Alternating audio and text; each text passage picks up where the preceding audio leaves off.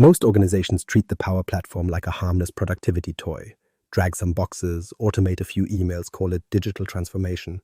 Then it scales, and the same logic that felt clean at 10 runs a day becomes a pile of exceptions at 10,000. That's not success. That's unpriced complexity. The hybrid mandate is simple. Power Platform is the orchestration tier, Python is the execution tier, Azure is the governance tier. Separate coordination from computation, and wrap it all in identity, network boundaries, logging, and policy so it stays governable after the hype dies. The foundational misunderstanding. Power Platform as a tool, not a control plane. The foundational misunderstanding is that Power Platform is a tool in the same way Excel is a tool. A thing people use, a thing that sits at the edge. Something optional. That is not what you're deploying. In architectural terms, Power Platform is a control plane, a distributed decision engine that coordinates data movement, actions, approvals, identities, and connector calls across your tenant. It doesn't just automate work, it defines how work is allowed to happen and who is allowed to trigger it, and which data is allowed to cross which boundary. That distinction matters because the moment you treat a control plane like a toy, you stop designing it. And when you stop designing it, the system designs itself. It always does. When people say Power Automate is just workflows, what they're really saying is, I don't want to own the consequences of a workflow runtime that can call 1,000 external systems with the privileges of whoever clicked create connection. The platform is not fragile. Your assumptions are. Here's where decisions actually happen. Identity determines what a flow can do. Connectors determine what a flow can reach. Environments determine where it can be built and who can see it. DLP determines which connectors can be paired. Solutions and ALM determine whether the thing running in production is an artifact with intent or just a screenshot of last month's prototype. Most organizations focus on the visible part, the canvas, the steps, the triggers. That's the UI. The real architecture is the graph behind it. Enter identities, delegated permissions, connection references, environment roles, dataverse security, and policy objects that live in admin portals nobody wants to open. So what goes wrong? Entropy. Because low-code teams, under pressure, don't build systems. They build exceptions. Just this one connector, just this one bypass. Just put the credential in a variable. Just add a condition. Each one feels small. None of them is revisited. Over time, the exceptions become the architecture. And once exceptions become the architecture, you're no longer operating a deterministic security model. You're operating a probabilistic one. The system still runs, but you can't predict its behavior under drift. When people leave, when tokens expire, when licensing changes, when a connector update breaks a payload, when throttles kick in, when a maker copies a flow to fix it quickly and accidentally creates a parallel universe. This is why it works is not the same as it is governable. A flow can work while being unreviewable. It can work while having no owner you can contact. It can work while being impossible to reproduce in another environment. It can work while quietly moving data from Dataverse to a consumer connector because somebody built it in the default environment at 2 a.m. It can work while your incident response team has no correlated logs and no idea whether the last run failed because of data, permissions, throttling, or a transient backend issue. That's the comfort trap. Success hides failure modes. Now add Python to the story. The naive question is, can Power Automate call Python? Sure, people already do it with file watchers, OneDrive polling, local scripts, random service accounts, and whatever laptop happens to be online. But the real question is, where does Python belong and what does it do to your control plane? Because Python isn't just code. It's an execution environment, packages, dependencies, runtime patching, outbound calls, secret handling, and operational ownership. If you bolt it onto Power Platform without boundaries, you don't get a hybrid architecture. You get a shadow runtime with undefined responsibility. That is how governance disappears, not with malice, but with convenience. So the right framing is this. Power Platform orchestrates. It routes, approves, schedules, notifies, and handles human touchpoints. Python executes. It transforms, validates, deduplicates, scores, and computes in a deterministic way that doesn't belong inside a flow designer. Azure governs. It provides the enforcement layer. Identity primitives, network containment, secrets, observability, policy, and lifecycle control. Treat Power Platform as a control plane, and you start asking better questions. Who is the principal? Which identity is calling which service? What is the network path? Where do secrets live? What does internal mean? Where are the logs, and can they be correlated across tiers? What is the contract between orchestration and execution? What happens when this scales by 10 times? Most people never ask those questions because the first flow works, then the second one works, then you have 50, then you have 500, then the audit shows up, and everyone suddenly discovers they've been running a distributed integration platform with no architecture. And this is the moment the low-code team hits the ceiling. Not a technical ceiling, a governance ceiling, the low-code ceiling when flows become data pipelines by accident. This is where the story always turns. The first few flows are fine. Send a Teams message, create a task, route an approval, write a row. Then the business starts trusting the automation, and trust turns into load. And load turns into ambition. Suddenly the flow isn't automation anymore. It's an accidental data pipeline. It's parsing CSVs. It's normalizing Excel tabs. It's doing lookups across multiple systems. It's joining data. It's deduplicating. It's trying to behave like an ETL tool, a rules engine, and a batch processor inside a designer that was built to coordinate steps, not compute. You can tell you've hit the ceiling by the symptoms, and they're consistent across tenants. There's the spreadsheet phase. Someone drops a file into OneDrive or SharePoint, the flow reads rows, and everything is fine until the file isn't fine. Extra columns, embedded commas, weird date formats, empty rows that aren't actually empty, a total line somebody forgot to delete. Now the flow has 10 string replacements and a set of conditions that look like a legal disclaimer. Then come the loops. Nested loops, apply to each inside, apply to each. A scope inside a scope because somebody needed a try, catch. Another scope because someone needed to continue on error. And now the flow run history is basically a crime scene. 600 actions, 3 retries, 4 parallel branches, and a final terminate with a message that tells you nothing. This might seem like a maker problem. It isn't. It's a platform economics problem. In Power Automate, every additional action is an unpriced maintenance contract. You don't pay the cost when you build it. You pay it when you debug it, version it, secure it, and explain it to someone who didn't design it. And the platform encourages this because the UI makes every step feel equally cheap. One more action, one more condition, one more compose, it's fine. It isn't. Because flows don't give you determinism. They give you last run. When something breaks, you get a screenshot of a failed action and a payload that's half context, half noise, and you're expected to reverse engineer intent from the remains. And changes don't carry versioned intent by default. A maker tweaks an expression, the flow runs, the incident stops, and nobody can tell you what changed, why it changed, or whether it created a new failure mode that just hasn't been triggered yet. The system becomes a set of invisible forks. This is also where platform limits quietly convert logic into workaround engineering. Connector throttles don't care about your business priority. Run limits don't care about your deadline. Large payload limits don't care that it's just a spreadsheet. So people start engineering around the constraints. Chunking arrays, splitting files, delaying steps, adding weights, switching to concurrency, then turning concurrency off because it causes duplicates, then adding a do not run twice flag in Dataverse that fails under race conditions. And the weird part is, all of these workarounds look like progress. They're not progress, they're symptoms of using an orchestration engine as a compute engine. So when someone asks, can Power Automate kick off Python? They're usually asking the wrong question with the right instinct.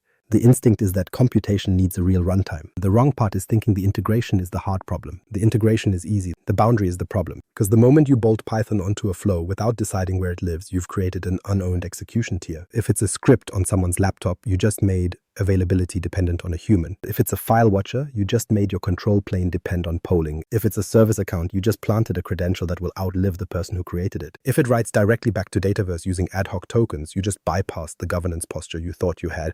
This is why the low-code ceiling is not the moment flows can't do the work. It's the moment the only way to keep doing the work is to add more actions, more exceptions, and more hidden dependencies. That is architectural erosion in real time. So the real question isn't, can it call Python? The real question is, what stays in Power Platform because it's orchestration and what leaves because it's execution? If you don't answer that, your flows will keep mutating into pipelines by accident and you'll keep paying for it in the only currency that matters in production, ambiguity. And from here, the model has to become explicit, or the entropy wins. Define the 3-tier model. So define the model explicitly before you integrate anything. Because if you don't define tiers, you don't get a hybrid architecture. You get a hybrid blame game. Power Platform is the orchestration tier, Python is the execution tier, Azure is the governance tier. And yes, these words sound like a diagram, but treat them as ownership boundaries, not shapes on a slide. Each tier exists because it is good at one thing and dangerously mediocre at the other two. Start with orchestration. Power Platform excels at coordination, triggers, routing, approvals, human-in-the-loop steps, notifications, exception handling that a business can understand, and state tracking that lives close to the process owners. It's also where connector policy and environment scoping can actually enforce behavior at scale. The orchestration tier should do 3 jobs. Decide that work needs to happen, decide who is allowed to approve it, and decide where the results should be recorded. That's it. The orchestration tier is not where you do heavy parsing, complex validation, bulk data shaping, or probabilistic let's see what happens loops. Because once you do that, the flow stops being coordination and becomes computation, and you lose determinism, versioned intent, and debuggability. Now the execution tier. Python exists here because execution needs determinism.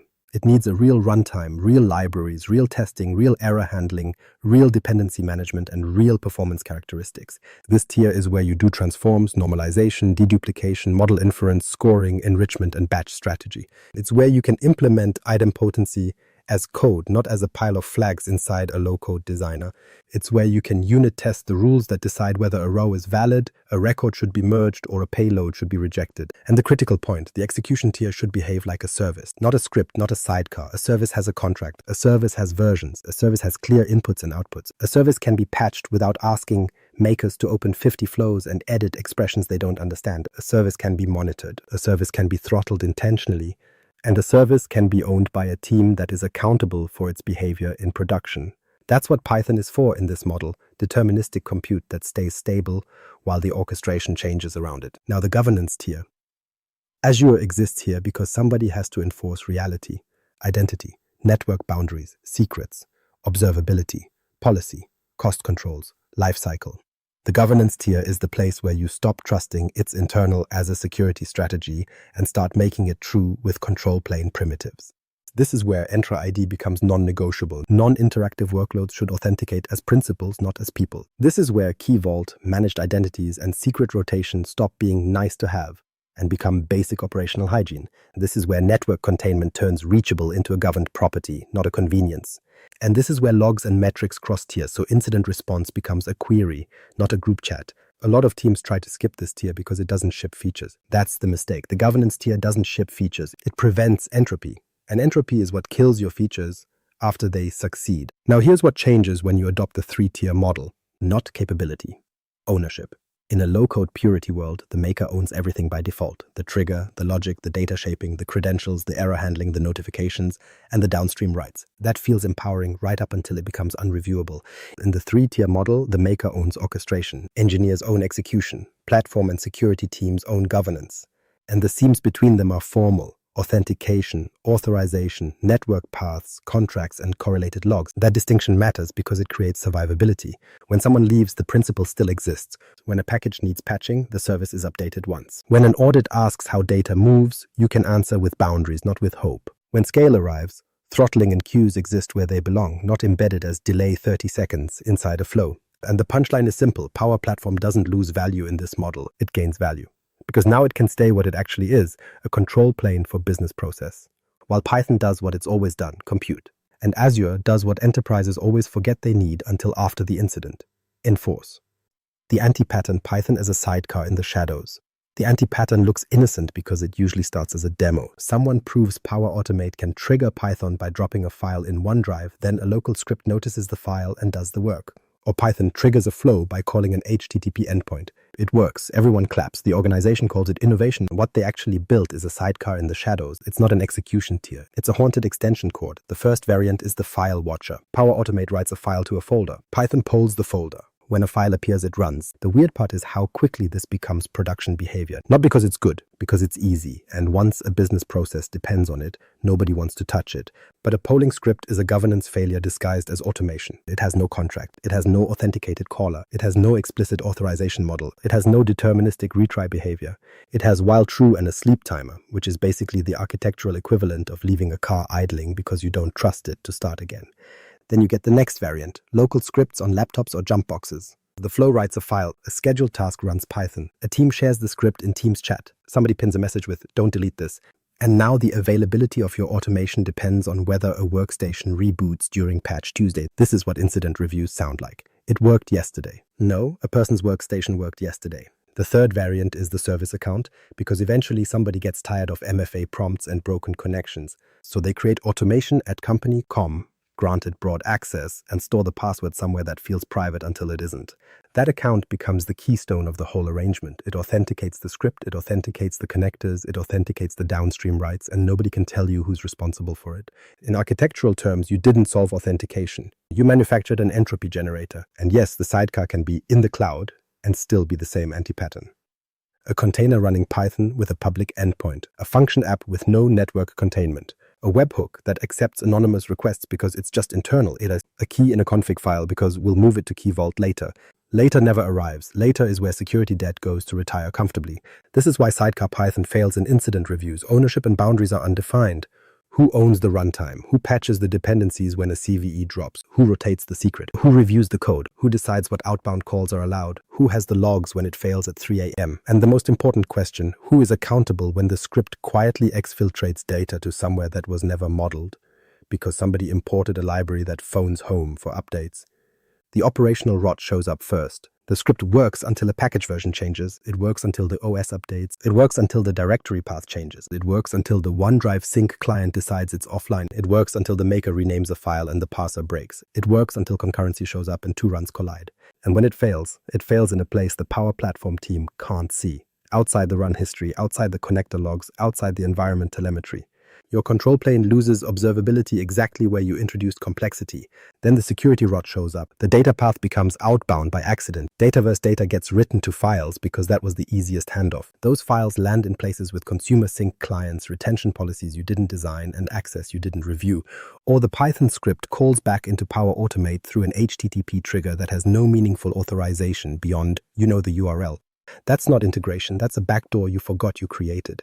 And the irony is that the bidirectional arrow, the thing people love to show on slides, can be real and safe, but only if you treat it like a tier boundary with enforcement. A sidecar is what you get when you treat Python like a hack. A hybrid architecture is what you get when you treat Python like a service, and Azure like the enforcement layer, and Power Platform like the coordinator that never stops being a control plane. That's the replacement pattern. And to do it, you start with the thing everyone tries to postpone: identity. Integration paths, 2 directions, 1 governance standard. There are only 2 integration directions that matter, and both are legitimate. Power Automate to Python and Python to Power Automate. The problem is that most tenants implement both as if they're different species with different standards. One is treated as a flow calling an API, the other is treated as a script calling a webhook.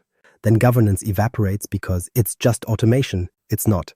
It's cross-tier execution, and it needs 1 governance standard no matter which direction the arrow points. Start with Power Automate to Python. This is the cleaner mental model for most organizations because it preserves what Power Platform is good at. It stays the coordinator. A trigger happens. A maker-owned process decides that computation is required. Then the flow calls a deterministic execution service and waits for a result. The flow remains the system of record for the process state, approvals, notifications, and escalation. Python does the heavy lifting and returns structured output. That output has to look like a contract, a schema, a status, a list of errors as data, and a correlation ID. Not here's a string, not check the logs. Not it worked on my machine.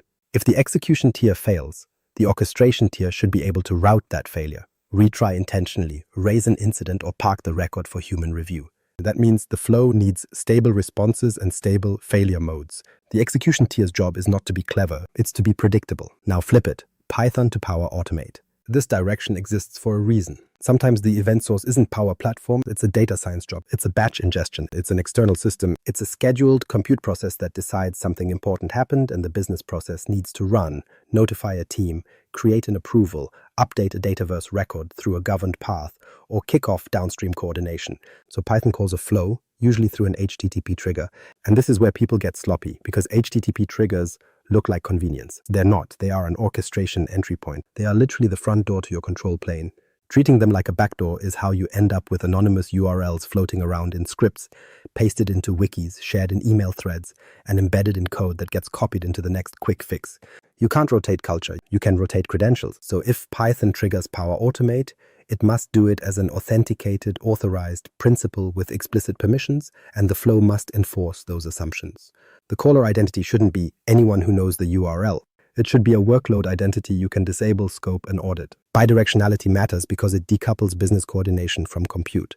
That's the entire point of the 3-tier model. You want the workflow to remain stable even as the execution logic evolves, and you want execution to scale and change without rewriting the business process layer. Both directions support that decoupling, but only if they share 1 governance standard. Here is that standard, and it's non-negotiable. Every cross-tier call must be authenticated, authorized, and logged. Authenticated means the caller proves who it is, using tokens, not shared secrets stuffed into a flow action. Authorized means the caller can only do the specific thing it needs to do, not contributor on the whole resource group, because it was faster. Logged means the call creates evidence: who called, what was requested, what was returned, how long it took, and why it failed. And yes, the log requirement is part of the interface. If you can't correlate the flow run to the function invocation to the downstream dataverse operation, you do not have an architecture. You have a distributed guessing game. This is also where people start arguing about tools, functions versus containers, APIM versus direct calls, private endpoints versus public with IP restrictions. Those details matter later. First, you decide the behavioral rules. The hybrid mandate doesn't care whether you like Python or dislike it.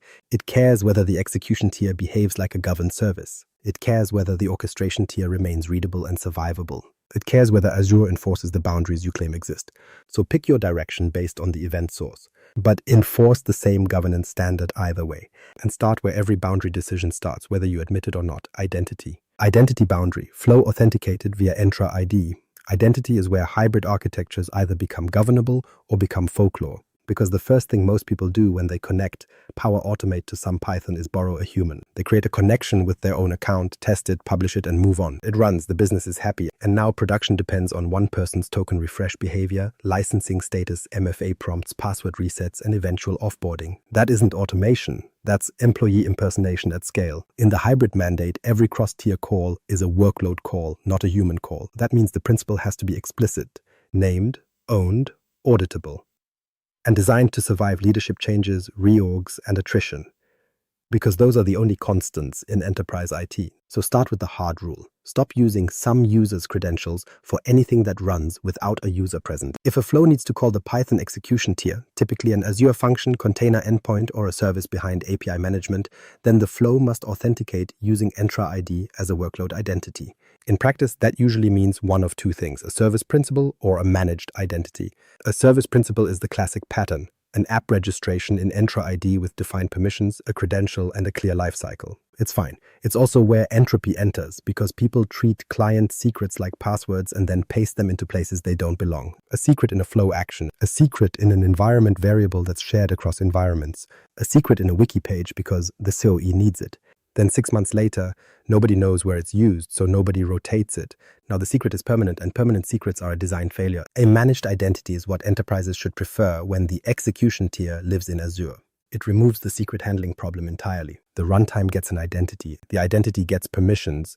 Tokens are issued automatically. Rotation is no longer your problem. That's not convenience. That's reducing attack surface and operational toil at the same time, which is rare enough that you should take it whenever you can.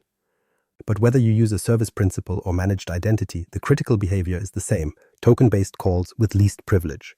The execution tier should accept only valid tokens from known callers. It should validate audience, issuer, and claims. It should reject anonymous calls, shared keys, and its internal assumptions. And the identity should be scoped to exactly what it needs. Call this API in this environment with this role. Not contributor because it was faster. Not owner because troubleshooting was annoying. Those shortcuts don't stay temporary. They become the architecture. This is also where conditional access enters the chat and quietly ruins people's day. Non-interactive workloads don't do MFA prompts. They don't pass device compliance checks. They don't open a browser. So the tenant needs conditional access policies that explicitly account for service principals and managed identities. Otherwise, you'll oscillate between two failure modes. Either you block the workload and break production, or you exempt it broadly and create a permanent bypass. The hybrid mandate doesn't accept either. The identity boundary must be designed as a first-class workload pattern. Dedicated principles, explicit assignments, and policies that treat automation as automation, not as a human pretending to be a robot. Now, the ownership model. This is the part everyone avoids because it forces accountability. Who owns the app registration? Who owns the managed identity? Who owns the API permissions? Who owns incident response when the principal starts getting denied? If the answer is the maker, you've already lost, because makers don't own Entra posture. Security and platform teams do. If the answer is the cloud team, but they don't own the flow logic, you've split responsibility without a contract. So, define it. Makers own orchestration artifacts, engineers own execution services, and platform security owns identities and policy. And yes, that sounds bureaucratic. It's not. It's survivability engineering. Because when an employee leaves, a flow authenticated as them becomes an outage with a calendar invite. When a flow authenticates as a workload principal, offboarding is irrelevant. The system keeps running, and the audit trail still points to a non-human identity that can be governed, rotated, and revoked without rewriting the business process. This is why identity is the first boundary. It determines every other boundary. But identity without network containment is still an exposed surface. So next comes the network boundary, where private stops being a vibe and becomes a property. Network boundary, private endpoint for the function. Network is the part everyone hand waves with, it's in Azure, so it's fine. That sentence has funded more incident retrospectives than any attacker ever has. If the Python execution tier sits behind a public URL, you've created a permanent exception. Maybe you lock it down with a function key. Maybe you add IP restrictions. Maybe you stick it behind a WAF later. But the physics don't change. You made your execution tier internet reachable, and now you will spend the rest of its life explaining why that's acceptable. This is the uncomfortable truth. Public endpoints become policy dead. They start as temporary, then they become dependency, then they become sacred.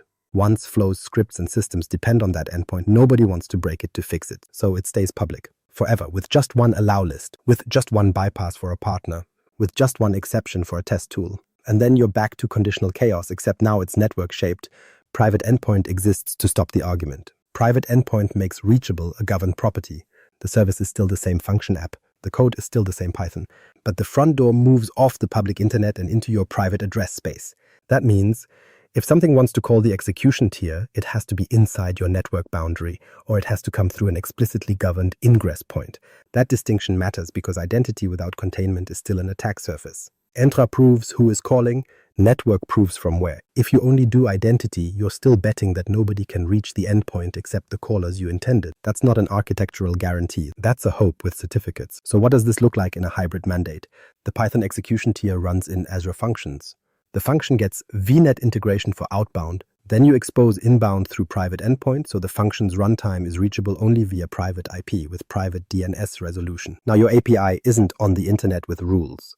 It's an internal service with an explicit entry path. And yes, there are multiple patterns depending on how strict you need to be and what else you're integrating with. The details change. The principle doesn't. You don't make your execution tier public just because it's convenient for a flow action. There's an immediate pushback here, but Power Automate is SaaS. How does it call a private endpoint? That question is exactly why network boundaries force architectural clarity. If a SaaS orchestrator has to call into a private execution tier, you need a deliberate bridge, not a leak, not a random public exception. Sometimes that bridge is API management with private backend connectivity acting as a controlled ingress with policy enforcement. Sometimes it's a relay pattern, sometimes it's a queue. The flow writes a message to a governed broker, and the execution tier pulls it from inside the network. The hybrid mandate doesn't require one specific implementation. It requires that the bridge is explicit, auditable, and owned, because the failure mode is predictable. If the flow can't reach the function privately, people will make it public for now. And for now is how permanent exposure happens. Private endpoint also forces you to get serious about outbound paths. A function app can talk to anything by default if you let it.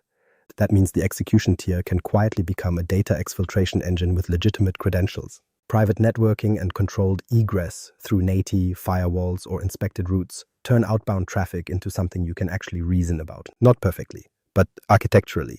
And when you do that, you change the operating model. You stop treating the execution tier like a hobby project and start treating it like production infrastructure, governed ingress, governed egress, named dependencies, and no surprise internet reachability.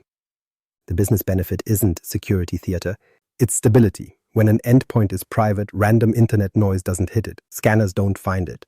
Opportunistic probing doesn't become your baseline. You reduce the ambient attack traffic that everyone pretends doesn't matter until it does. So the network boundary is simple. The Python execution tier lives behind private endpoint. If something needs to reach it, it does so through a designed path, not a public exception. And once you accept that, the next boundary becomes obvious. Network controls are pointless if the data path is still unmanaged. So now you define the data boundary. Dataverse stays inside the platform, and you stop pretending direct external access is just integration.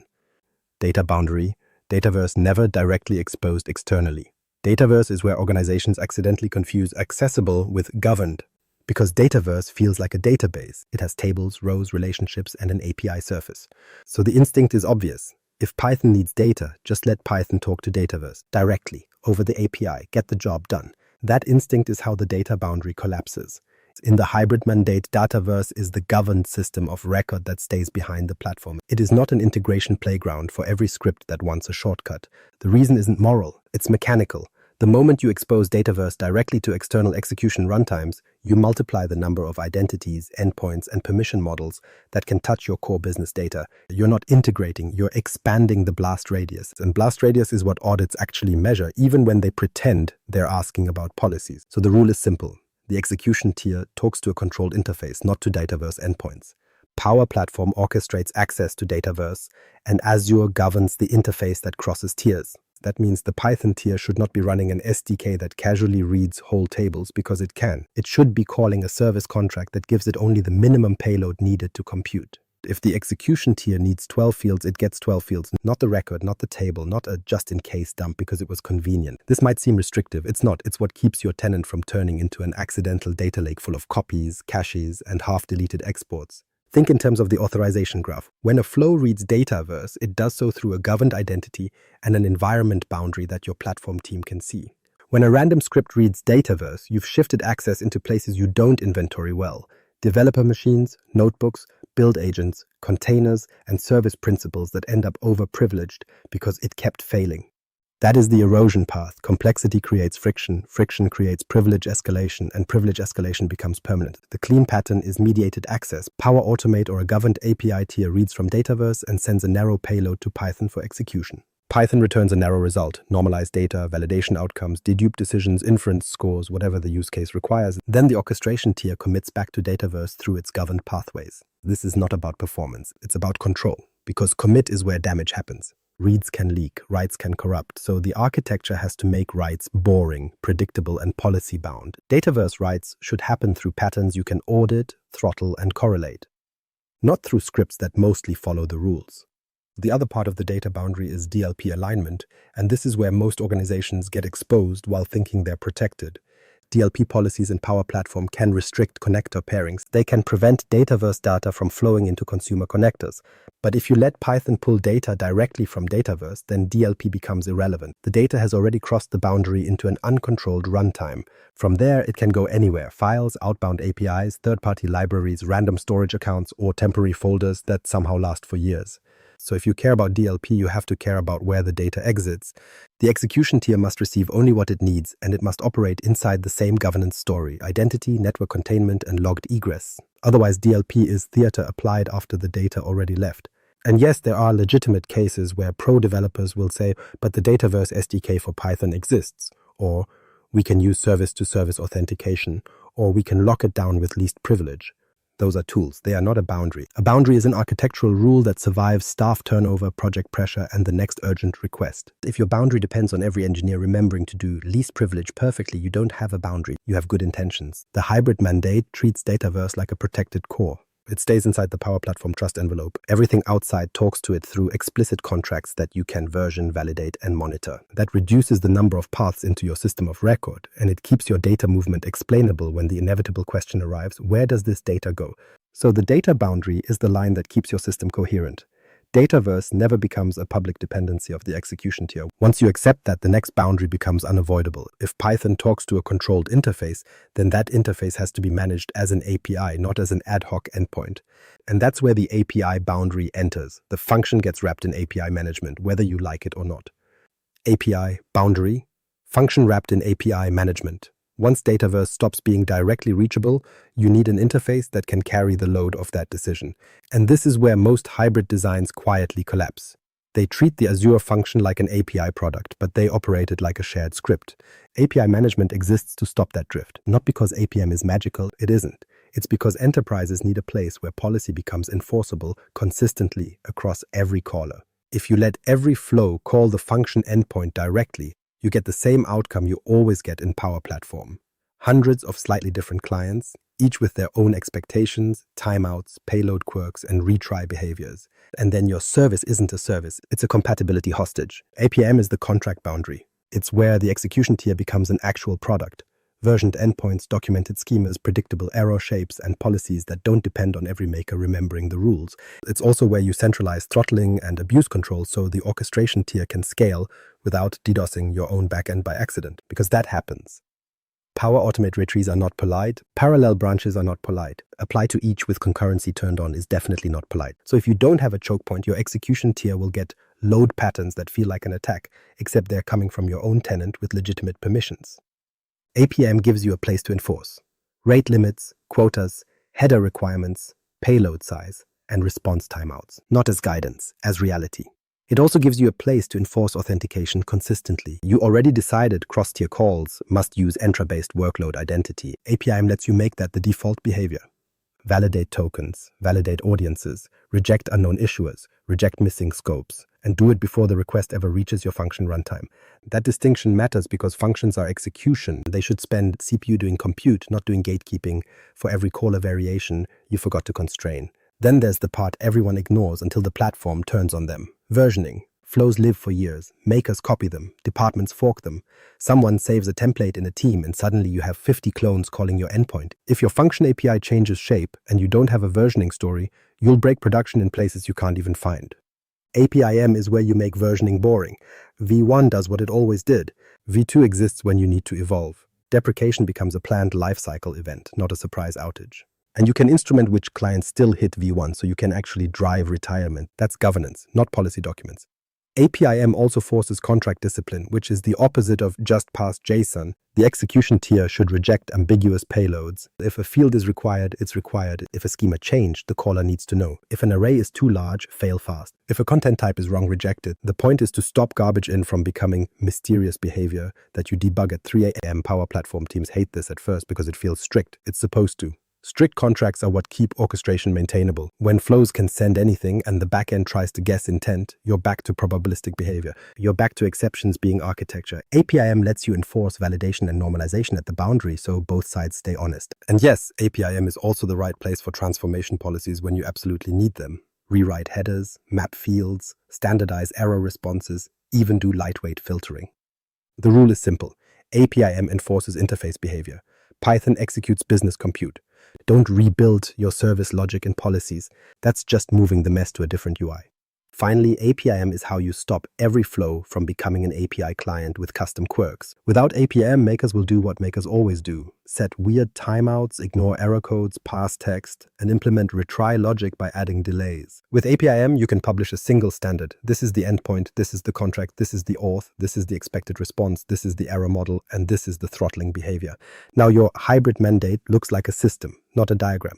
And this is the actual payoff. APIM becomes the layer that lets the backend evolve while orchestration stays stable. Engineers can patch dependencies, optimize compute, or refactor internal modules without asking makers to rewrite business process logic. The contract holds, the orchestration tier keeps coordinating, the execution tier keeps executing. But none of this matters if you can't see failures across tiers. Governance doesn't fail loudly, it fails silently. So the next boundary is the one that makes incident response deterministic. Correlated logging across Power Platform, APIM, and the execution tier. Logging boundary, correlated logs across systems. Logging is where hybrid architecture stops being a diagram and starts being debuggable. And most organizations fail here in the most predictable way possible. Every system logs its own truth in its own format with its own identifiers, and then the incident bridge call becomes a group project in interpretation. Power Automate has run history. APIM has request logs. Azure Functions has application insights traces. Dataverse has audit logs and its own activity telemetry. They all tell a story. They just don't tell the same story. So when a flow run fails, you get the comfortable lie. The flow failed at the HTTP action. That's not a root cause. That's a location marker. The real question is whether the request hit APM, whether APM rejected it on policy, whether the function code threw an exception, whether the function timed out, whether the downstream call to Dataverse was denied, and whether retries created duplicates that are now someone else's problem. If you can't answer those questions in minutes, you don't have observability. You have distributed journaling. The logging boundary in the hybrid mandate is explicit. One correlation ID must cross the orchestration tier, the API boundary, the execution tier, and any governed data operations. The same identifier shows up everywhere, every time, no exceptions. Because once you have that, incident response becomes deterministic. You stop guessing, you stop screenshot archaeology, you stop fighting over whose logs are right. You query the correlation ID and you see the end-to-end path of the transaction. So how does this work mechanically without turning into an implementation lecture? Start in Power Automate. The flow generates a correlation ID at the start of the run, not at the HTTP step, not inside Python. At the first moment, the orchestration tier decides work is happening. That correlation ID becomes a variable, and it gets attached to every cross-tier call, request headers, payload fields where appropriate, and any status records you write to Dataverse. Then APIM enforces it. If the correlation ID header isn't present, reject the request. This is the part that feels rude until you remember what you're buying. The ability to operate at scale without ambiguity. APM can also generate one if you want, but the stronger pattern is to let orchestration originate it so it maps cleanly to a flow run. Next, Azure functions. The function code reads the correlation ID, sets it as the operation ID in its telemetry context, and logs every meaningful step against it: validation outcomes, branch decisions, downstream calls, and exceptions. Not verbose debug noise. Evidence. Then, downstream data operations. If the function writes to Dataverse through a governed interface, that interface must also log with the same correlation ID. If the orchestration tier writes to Dataverse directly, it writes the correlation ID into the record or an associated tracking table, so you can tie business state to technical execution. Now you can answer questions that otherwise turn into week-long postmortems. How long did the request spend in Power Automate before it left the orchestration tier? Did APM throttle it? And if so, how many times? Did the function execute, or did it fail authentication at the edge? Did the function time out, or did it throw a handled validation error? Did retries occur, and were they idempotent or duplicative? How large was the payload, and did it cross the thresholds that trigger platform limits? Did permission denials occur, and which principal got denied? Those are the metrics that matter: latency, failures, retries, payload size, throttle events, and authorization denials. Not because dashboards are fun, but because these signals tell you where architectural erosion is happening. And yes, you should push these logs somewhere central. Azure Monitor and Application Insights are fine. Sentinel becomes relevant once you care about threat detection and not just troubleshooting. The product choice matters less than the behavior. Centralize, correlate, retain, and make it searchable by correlation ID and principal. This is also where you learn the uncomfortable truth about low-code observability. Power Automate will show you what it did. It will not show you what your execution tier did. Your execution tier will show you what it did. It will not show you what Power Automate assumed. Without correlation, those gaps fill with human narratives. With correlation, they fill with data. And once you have correlated logs, the rest of the hybrid mandate becomes enforceable. You can prove boundaries exist. You can prove calls are authenticated. You can prove data didn't move where it shouldn't. You can prove which tier failed and why. That's what governance looks like when it's real. Evidence, not confidence. Now you can finally define the workflow end-to-end as a system, not a collection of parts. Conceptual flow, event, reasoning, orchestration, execution, commit. Now stitch the tiers together into a single conceptual flow, not because architects love diagrams, because your incident response team needs a mental model that survives pressure. The sequence is simple: event, reasoning, orchestration, execution, commit. 5 verbs, 5 places where intent can drift if you don't pin it down. Start with the event. The event is the moment reality changes and the system notices. It can be an email arriving with an attachment, a Teams message, a form submission, a Dataverse row being created or modified, a scheduled trigger that checks for late invoices, expiring contracts, or missing compliance attestations. The event source doesn't matter. What matters is that events are noisy. They contain malformed inputs, duplicates, and human chaos. So the event isn't where you do the work. It's where you decide whether work should happen. That decision is the reasoning layer. Reasoning is not execution. Reasoning is classification and routing. It answers, is this request valid enough to process? And who owns the outcome? Do we need an approval? Which environment does this belong in? What category of work is this? Simple automation, high-risk change, or something that requires escalation? This is where Power Platform earns its keep. A flow can apply cheap logic fast. Subject line filters, sender allow lists, basic field validation, lookup of a business owner in Dataverse, routing to an approval, or branching based on process state. Keep it readable, keep it explainable. When a compliance lead asks why a record went down a particular path, the answer should be visible without reverse engineering Python. Then comes orchestration, which is the part most people confuse with execution. Orchestration is coordination over time. It creates a tracking record. It sets a correlation ID. It moves a process from state A to state B. It informs humans. It waits. It retries intentionally. It escalates when the process sits too long. It records that something happened even if the execution tier is currently unhealthy. This is where you enforce that the workflow is the system of record for the process, not the sidecar script and not the API logs. If the execution tier dies, the orchestration tier should still know what it asked for, when it asked for it, and what it's waiting on. Now you cross the tier boundary into execution. Execution is where Python runs, but the key is that it runs as a service call, not as a vibe. The orchestration tier sends a bounded payload with a correlation ID and a contract version. The execution tier validates the payload, performs deterministic compute, and returns structured results, success, failure type, output data, and per item errors when it's batch work. This is also where idempotency belongs. The execution tier should treat the correlation ID as a first-class input, so retries don't create duplicates. If you rerun the same request, you should get the same outcome, or a clean, already processed response. Anything else becomes retry storms and data drift. Then you get to commit. Commit is where enterprise data changes, and it has to be boring. Commit means writes back to Dataverse or other systems of record through governed endpoints with strict permissions and logged outcomes. Commit isn't Python writes wherever it wants. Commit is the system records results through known paths. Sometimes the orchestration tier does the commit using native connectors and environment-bound permissions. Sometimes the execution tier commits through an API boundary. Either way, the rule stays intact. Writes happen through interfaces that are authenticated, authorized, and observable. And finally, the orchestration tier closes the loop. It updates status, notifies stakeholders, and stores the execution output in a form the business can actually consume. Not raw logs, not screenshots, data.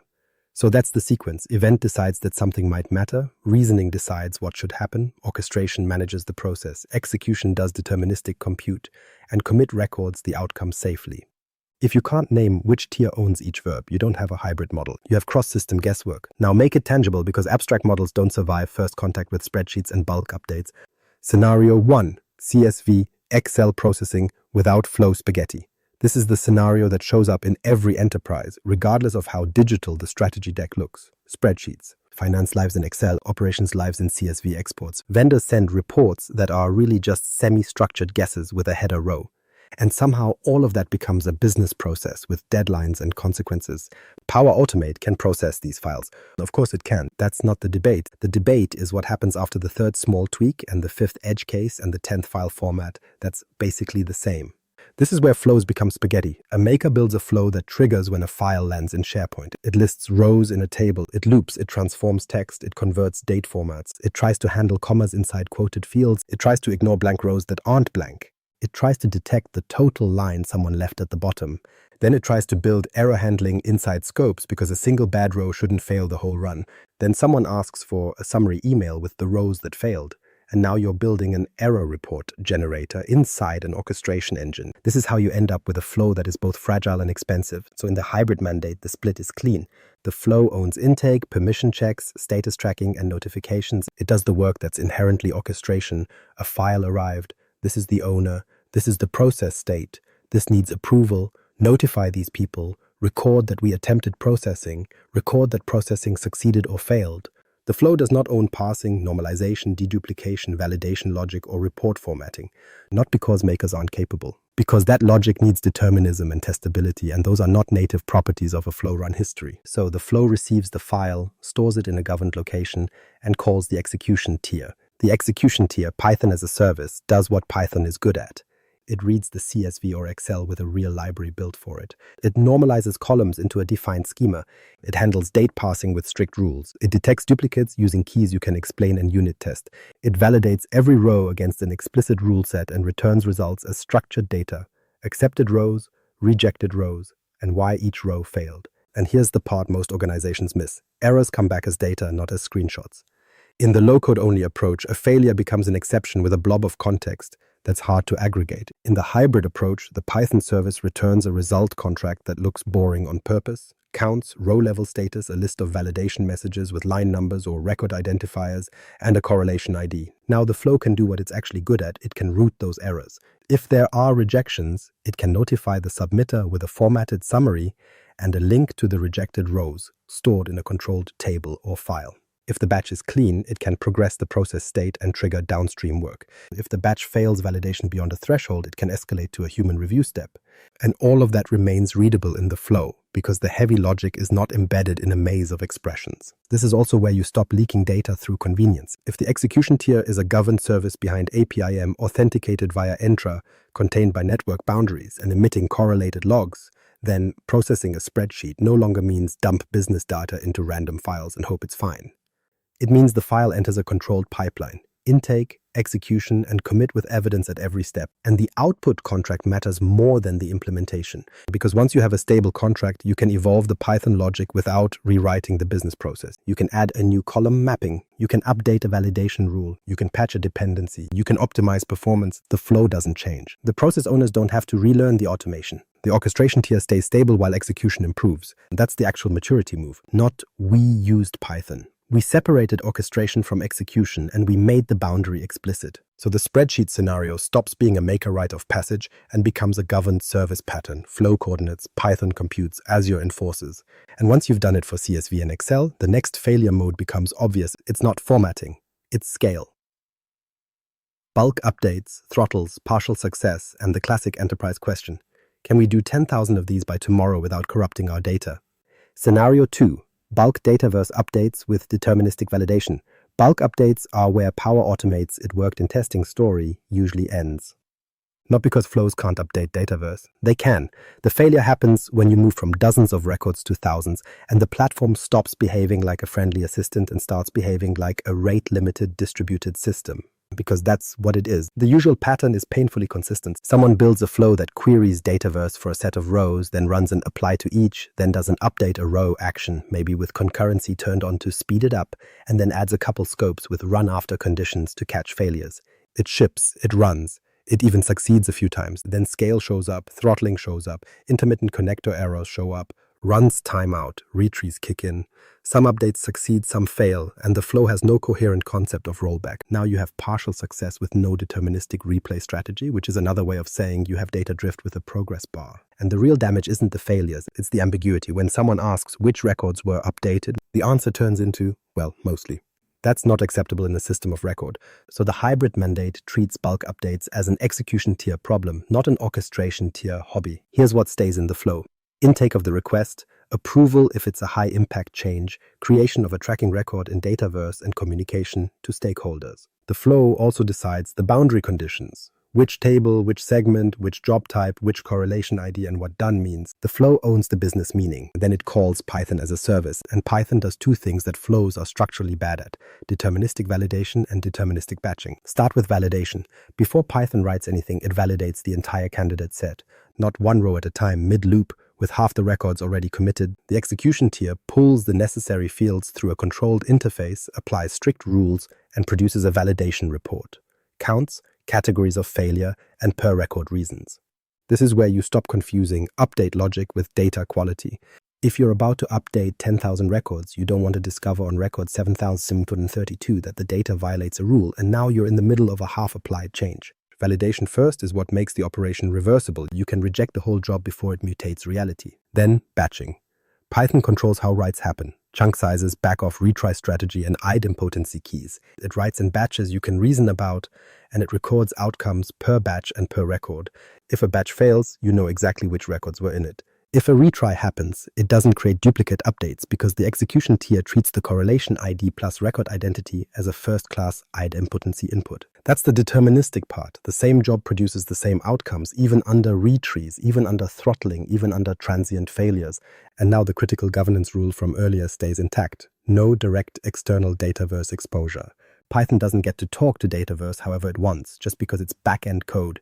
You still enforce the mediated pattern. The execution tier writes through governed endpoints. That might be an API behind APIM that performs the writes with a controlled identity and logs every operation. Or it might be the orchestration tier doing the final commit based on the execution tier's output. Either way, you don't let bulk mutation become a free-for-all just because the code is in Python, because bulk mutation is where least privilege gets murdered first. Engineers get tired of permission errors, so they grant broad roles. Makers get tired of failures, so they ask for exceptions. Exceptions become permanent, entropy wins. So you design the right path to be narrow by default. Specific tables, specific actions, specific scopes, and audited principles.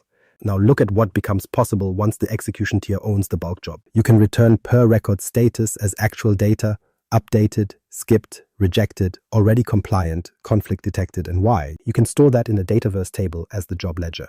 You can produce a human-readable summary for the business, but you still keep machine-readable truth for incident response. And you can do the one thing enterprises always pretend they don't need until they do. Prove what happened. Not the flow ran successfully. What records changed, what values changed, who authorized it, what job produced it, and what correlation ID ties every step together across flow, APM, and function logs. That's how bulk operations stop being terrifying. The flow becomes the request and approval layer. Python becomes the deterministic execution engine. Azure becomes the enforcement layer that makes identity, network, and logging non-negotiable. And once you've solved bulk updates, the next question shows up immediately, usually from the same teams that caused the bulk update problem in the first place. They want to add just a little AI to the process. That's where things go from expensive to unpredictable if you don't keep the same tier boundaries. Scenario 3. ML inference as a governed service, not a maker experiment. AI is where the hybrid mandate gets tested because AI tempts people into skipping architecture. A maker sees an action that can call an LLM, drops it into a flow, and suddenly the workflow thinks. It demos well, it even ships. Then finance asks why the monthly bill doubled. Legal asks how decisions get explained. Security asks where prompts and outputs went. And the business asks the only question that matters: why did the same input produce a different result this week? This is the risk. Embedding inference directly in flows turns cost, behavior, and governance into a probabilistic mess. The orchestration tier was never designed to be your model runtime, your prompt management system, and your safety layer. When you force it to be, you get conditional chaos with a token budget. So the rule stays consistent with everything else. Inference belongs in the execution tier, not in the orchestration tier. The why is simple. ML inference is compute with consequences. It needs deterministic wrappers, even when the model itself is stochastic.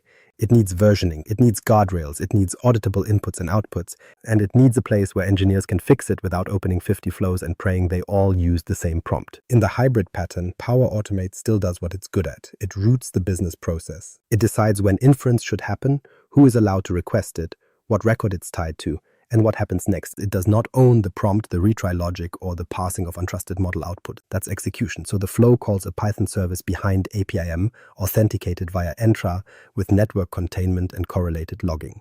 Same as the CSV and bulk update scenarios. The only difference is the workload. Instead of parsing files or batching updates, Python is invoking a model, preparing features, and returning stable outputs. Here's what Python does that flows shouldn't. First, input shaping. Most AI in flows failures start with garbage inputs: unbounded text, missing context, sensitive fields accidentally included, or random formatting that makes the model behave differently. The Python tier normalizes and constrains input. It can trim, redact, classify, and reject payloads before they ever hit a model endpoint. That's not optional, that's your safety boundary. Second, prompt and configuration versioning. Inference isn't just call the model, it's a specific prompt template with a specific system message, with specific tool settings, with specific temperature and max tokens, and often with specific grounding data. If that configuration lives inside a flow action, you've turned prompt engineering into a distributed configuration drift problem.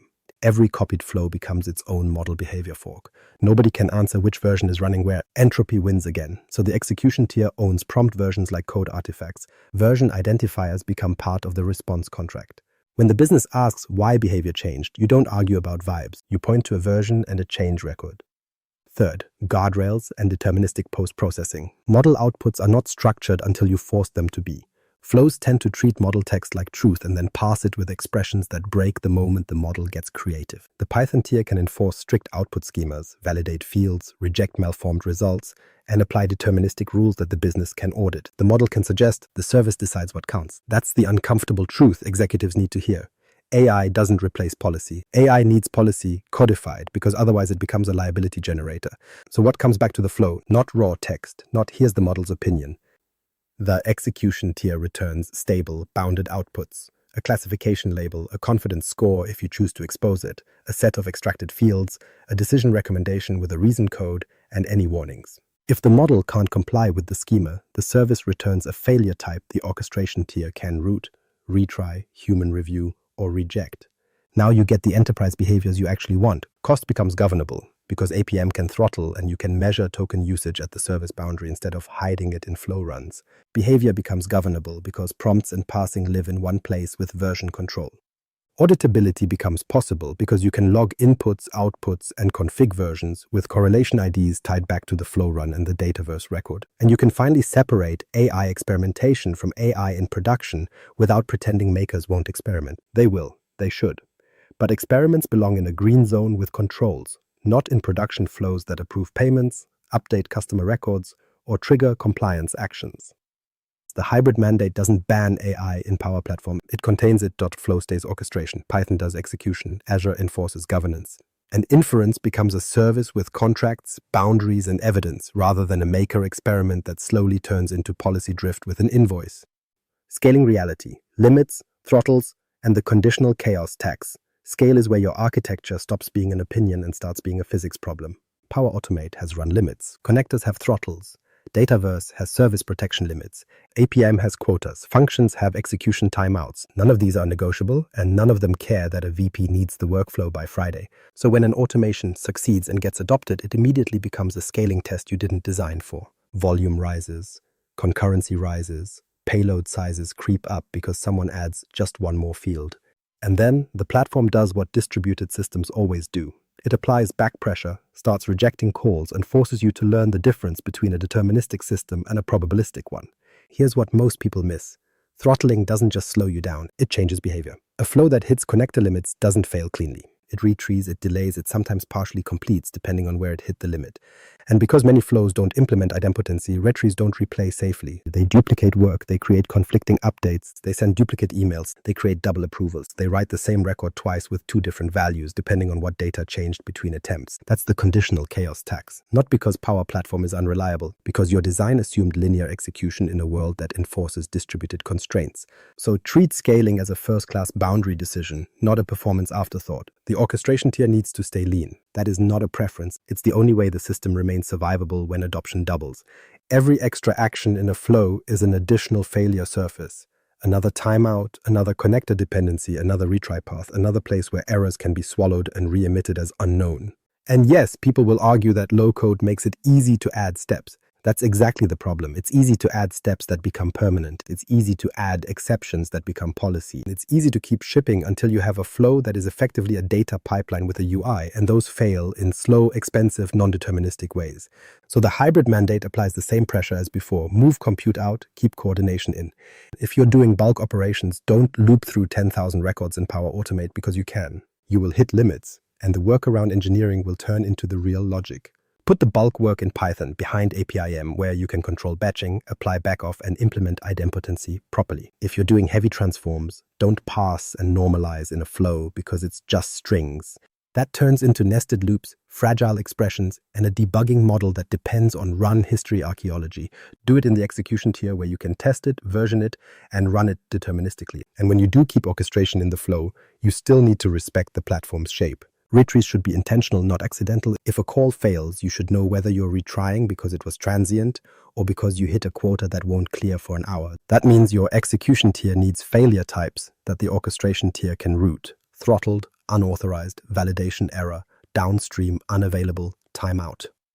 If everything comes back as 500, the flow can't behave intelligently. It will just try again until it makes the situation worse. This is where APIM earns its keep again. You throttle at the edge. You don't let 1,000 parallel flows stampede the backend because someone turned on concurrency. You apply quotas per client identity. You enforce payload limits so you don't get surprised 20 megabyte JSON bodies because someone decided to send the entire spreadsheet to be safe. You reject early, consistently, and with a reason code the orchestration tier can understand. And when you need real scale, you queue. Queues aren't trendy. They're how you turn bursty, user-driven orchestration into steady, governable execution. The flow submits a job. The execution tier pulls and processes at a controlled rate. The flow tracks state and notifies humans. That's orchestration behaving like orchestration instead of pretending to be a compute engine. Now the cost part, because cost is where executives suddenly develop strong opinions about architecture. Power Automate costs scale with runs and premium connectors. Execution tier costs scale with compute and throughput. If you keep pushing compute into flows, you pay for orchestration to do execution poorly. If you push compute into Python services, you pay for execution to do execution well. The hybrid mandate is the only model that lets you choose deliberately which cost curve you want. Scaling doesn't reward optimism, it rewards boundaries. And if you don't enforce those boundaries early, you'll enforce them later, under incident pressure, with angry stakeholders and unclear ownership. That's the most expensive way to learn platform limits. So treat limits and throttles as architectural inputs. Design for back pressure, enforce idempotency, throttle at APIM, queue when volume isn't polite.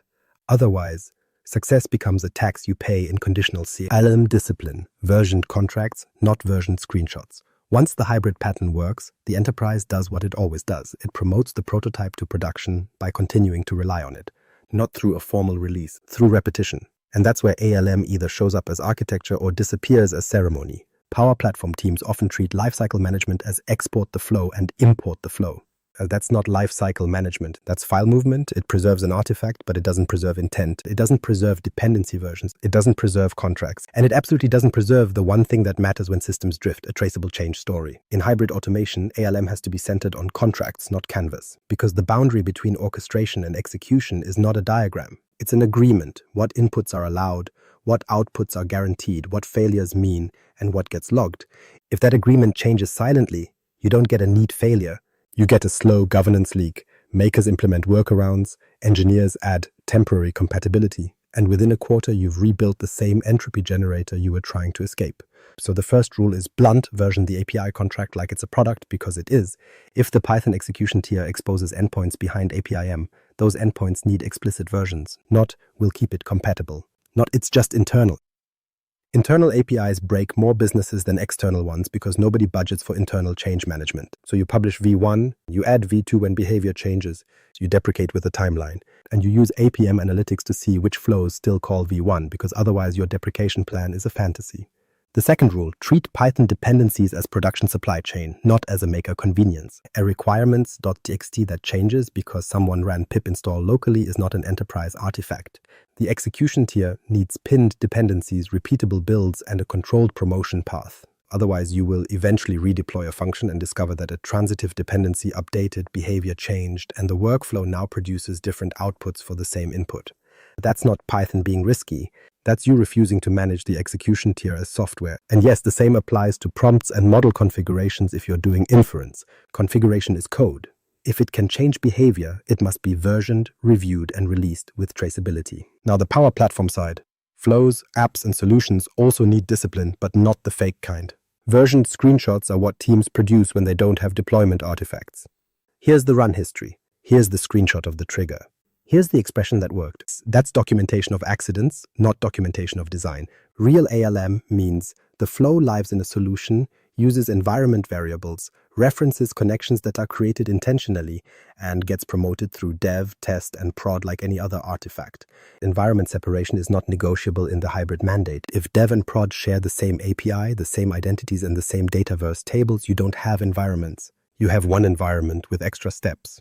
Separation is what makes change safe. Dev calls dev APM, test calls test APM, prod calls prod APM. And the identities are separate because permissions drift differently in each place, and you need the ability to revoke, rotate, and audit without breaking everything at once. Promotion should be gated on traceability, which flow version, which API version, which Python build, which dependency set, which APIM policy set. If you can't answer that on demand, you are not operating a system. You are operating a coincidence. And here's the part that makes people uncomfortable. Ownership has to follow the artifacts. Makers can own orchestration logic, but they cannot be the release managers for execution code. Engineers can own execution services, but they cannot be the only people who understand when a business process changes. Platform teams can own identities and policies, but they cannot be the catch-all for every "it stopped working" complaint. So you need a release contract across teams, makers change flows, engineers change services, platform governs the boundaries, and everyone agrees on what constitutes a breaking change. Because the hybrid mandate is not low-code plus Python. It's a system where drift is expected and managed. ALM is the drift management layer. Without it, your three-tier model collapses back into improvisation. With it, you get the only real enterprise outcome: stable orchestration, deterministic execution, and governance that survives the next reorg. Operating model, COE as entropy management, not a maker police.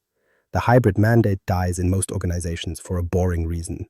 Nobody owns the space between maker velocity and enterprise responsibility. So the platform drifts. Not because people are reckless, because the operating model doesn't exist, and systems will always root around missing structure. That's what the Center of Excellence is for, not as a governance theater committee, not as the Department of Note, as entropy management. Because the work isn't stopping makers from building things. That's impossible. The work is preventing the accumulation of invisible exceptions, one-off connectors, ad hoc service accounts, copy-pasted flows, unversioned endpoints, and temporary bypasses that become permanent dependencies. A COE that behaves like maker police creates a predictable failure mode.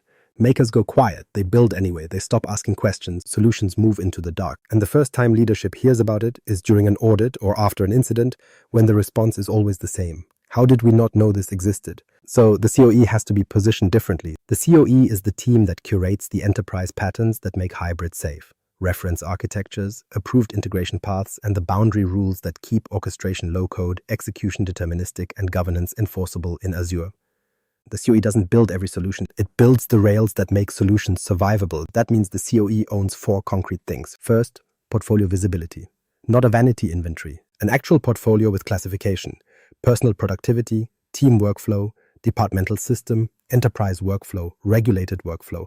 Those categories determine which guardrails apply. If everything gets treated like production, delivery freezes. If nothing gets treated like production, entropy wins.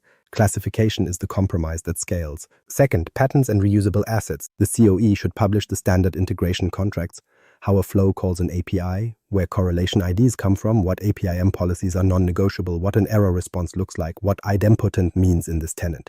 Makers don't need a 90-page document. They need a template and a reference implementation that works the first time. Third, the escalation path. Fusion teams are not a slogan. They're an operating model. Citizen makers own orchestration logic and business process. Engineers own the execution tier. Python services, packaging, dependency pinning, performance, and reliability. Platform teams own the governance tier. Entra identities, network boundaries, secrets, logging, and policy enforcement. The COE coordinates those handoffs so work doesn't stall in politics. Fourth, enforcement mechanisms that don't rely on willpower. DLP policies, environment strategy, managed environments, connector governance, APM policy baselines, and identity standards. The COE should define what's allowed, but also make the allowed path the easiest path. If the secure path is harder than the insecure path, you've built a lesson in architectural erosion. Now the part everyone avoids, intake. You need a clear rule for when a flow qualifies for the execution tier. Not because makers can't do it, because the organization can't afford every complex automation to become a bespoke debugging exercise. So the intake criteria should be mechanical. Data transforms beyond simple mapping. Bulk operations above a threshold, long-running jobs, ML inference, cross-environment integration, and anything that touches regulated data with non-trivial logic. When those triggers appear, the COE routes the work into the hybrid pattern. Orchestrate in Power Platform, execute in Python, govern in Azure, and the COE has to defend that boundary in both directions. It needs to stop makers from smuggling execution into flows through scope spaghetti and connector abuse.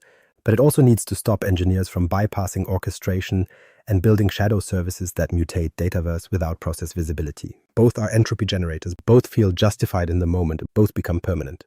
This is why the COE's job is not approval, it's alignment. Alignment means every hybrid solution has an accountable orchestration owner, an accountable execution owner, and an accountable governance owner. If any of those are missing, the solution is already abandoned. It just hasn't failed yet. And finally, the COE needs to measure drift.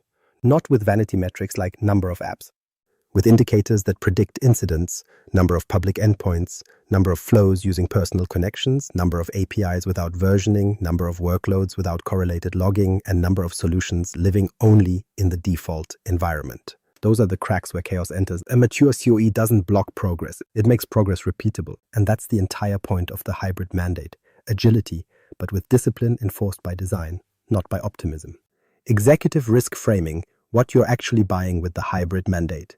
Executives don't approve architecture diagrams. They approve risk trades. And the reason the hybrid mandate matters is that it converts a set of vague emotional arguments into measurable enforceable properties. Most leadership teams think they're buying speed when they fund Power Platform. They're not. They're buying the ability to push decision-making closer to the business without collapsing governance. That distinction matters because if the only lever you pull is velocity, the organization will absolutely achieve velocity. It will just be velocity towards sprawl, inconsistent controls, and operational ambiguity. The platform doesn't stop that, it enables it. So here's what you're actually buying with the hybrid mandate. First, lower incident cost through determinism. Incidents are expensive for one reason. Nobody can agree on what happened. The bridge call burns time reconstructing reality across flow runs, connector behavior, and back-end logs that don't line up. The hybrid mandate forces a deterministic execution tier with correlated logging and enforced contracts. That means failures stop being interpretive. They become traceable. Your mean time to innocence drops, which is the only metric leadership should care about during an outage. And your mean time to resolution follows. Second, reduced security exposure through fewer paths to sensitive data. Security teams don't lose sleep over a flow. They lose sleep over uncontrolled identity sprawl and unmanaged egress. When Dataverse becomes directly reachable from arbitrary runtimes, you increase the number of principals, endpoints, and data paths that can leak. That is the blast radius problem. The hybrid mandate shrinks the blast radius by forcing data access through governed boundaries. Entra workload identity, network containment, and policy enforcement at the API edge. You don't eliminate risk, you stop multiplying it. Third, reduced compliance pain through evidence, not assertions. Compliance audits are not asking whether you have policies. They're asking whether policies survive pressure. The hybrid mandate gives you artifacts auditors can understand. Versioned APIs, consistent authentication, bounded payloads, and end-to-end traces tied to a correlation ID. That turns "we think it's controlled" into "here is the record of the decision, the execution, and the commit." Audit conversations get shorter when you can show proof without assembling a narrative. Fourth, reduced vendor lock-in risk by separating orchestration from execution. This is where people get confused. The hybrid mandate is not anti-Power Platform, it's pro-boundary. When you bury your business logic inside flows, you hardwire your enterprise behavior to a tool that was designed for orchestration, not compute. Over time, every workaround becomes a dependency and migration becomes a rewrite. When you externalize deterministic logic into Python services behind stable contracts, you create portability, not because you plan to leave, because you want the option to evolve without ransom. Orchestration can change platforms later. Execution services can be reused. Governance controls remain enforceable. Fifth, better talent alignment and lower organizational friction. Citizen makers should not be carrying the responsibility for runtime patching, dependency management, and API design. Engineers should not be writing approval workflows and chasing inbox rules. The hybrid mandate makes ownership legible. Makers own process orchestration, engineers own execution services, and the platform team owns the governance tier. That reduces the constant debate over who broke it, because the boundaries define accountability before production defines it for you. Now, the uncomfortable executive reality: you are not funding a feature. You are funding an operating model. If leadership mandates low code only, they are choosing a probabilistic security model, because policy exceptions will accumulate until the system behaves differently in each corner of the tenant. If leadership mandates pro code only, they are choosing a delivery bottleneck, because the backlog will outgrow the team and shadow IT will happen anyway. The hybrid mandate is the only position that survives entropy: low code where orchestration is the value, Python where determinism is required, and Azure where governance must be enforced by design. And that's the executive purchase: fewer ambiguous outages, fewer uncontrolled data paths, fewer audit surprises, and a platform that scales without turning into conditional chaos. Closing executive positioning: a maturity model, not a rebellion. The executive positioning has to be explicit, because otherwise the organization will hear what it wants to hear. Some will hear power platform is unsafe. Others will hear engineering wants to take control back. And makers will hear it is about to slow everything down again. All of those interpretations are wrong. The hybrid mandate is not anti-power platform. Power platform is the orchestration tier. That's not a consolation prize. That's the part of the system that touches humans, process, approvals, and business state. It's where intent gets expressed. It's where work becomes accountable. It's where you can see why a decision happened without decompiling a service. So the mandate doesn't reduce power platform. It rescues it from being forced to do execution work it was never built to do. It's also not pro-developer elitism. This isn't about real developers versus citizen developers. That's a childish framing, and it's usually deployed by people who benefit from keeping the boundary blurry. The enterprise needs both skill sets, because the enterprise has both kinds of work: human process and deterministic compute. The mandate simply assigns those responsibilities to the tiers that can carry them without collapsing. Orchestration stays in low code, where it's observable and editable by the business. Execution moves to Python, where it's testable and repeatable. And governance sits in Azure, where identity, network, policy, and logging can be enforced by design.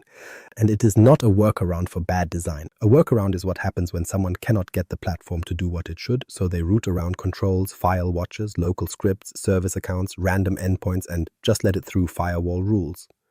The hybrid mandate does the opposite. It builds the supported, auditable path on purpose, so people stop inventing shadow paths. That distinction matters, because enterprises always end up hybrid. The only question is whether they do it intentionally or whether they do it accidentally in the dark. Now, what is it? It is a maturity model for enterprises that want both agility and engineering discipline. At low maturity, everything lives in the orchestration tier.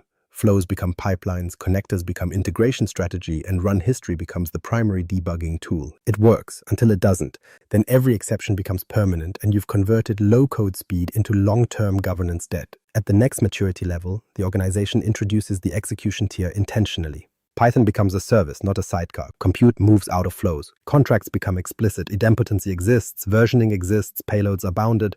Makers stop writing brittle parsing logic and start consuming stable outputs. At the mature level, the governance tier hardens the boundaries, so the model survives pressure. Intra-workload identity, private endpoints, dataverse behind the platform, APM enforcing policy and contracts, and correlated logging, so incidents are evidence-based. That's not bureaucracy. That's how systems stay stable while adoption scales.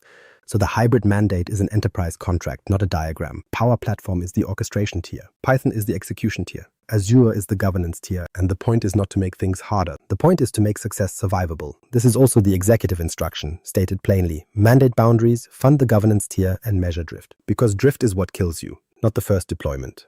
Drift, the slow accumulation of exceptions, personal connections, public endpoints, unversioned APIs, and temporary bypasses that quietly become the real architecture.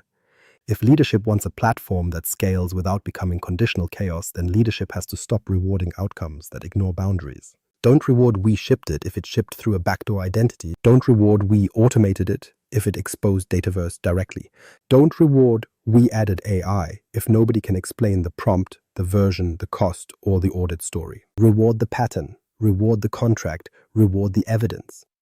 That's what maturity looks like. The organization can move fast and still prove it stayed in control. The only takeaway that matters is this. Keep orchestration in Power Platform, put deterministic compute in Python, and enforce the boundaries in Azure, or the system degrades into conditional chaos. If you want, I can do a follow-up episode that maps this to a concrete reference architecture, intra-workload identity, APIM policies, private endpoints, correlation IDs, and the minimum viable contracts that stop drift. Subscribe for that and send me the hybrid pattern that's failing in your tenant right now, what boundary collapsed, and what exception became normal.